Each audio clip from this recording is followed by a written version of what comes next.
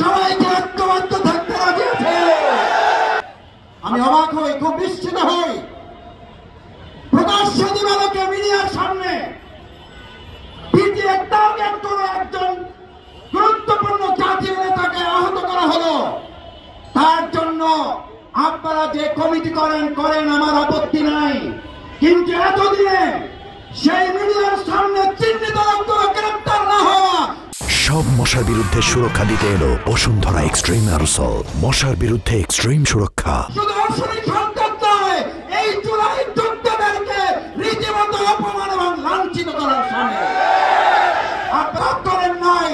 আপনারা আবু সাঈদ মুগ্ধের পরিবারকে আঘাত করেছেন, আপনারা জুলাইয়ের চেতনাকে আঘাত করেছেন। আমি বক্তব্য শেষ করতে চাই একটা কথা বলে।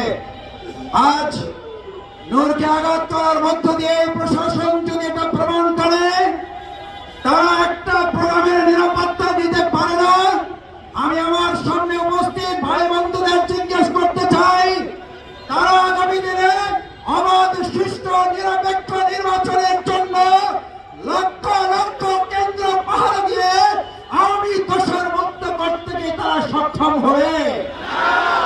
আসুন, বিচার এবং সংস্কারের প্রশ্ন সেই জন্য এসেছিল।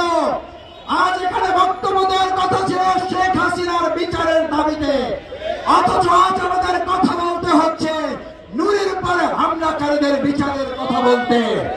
আমাদের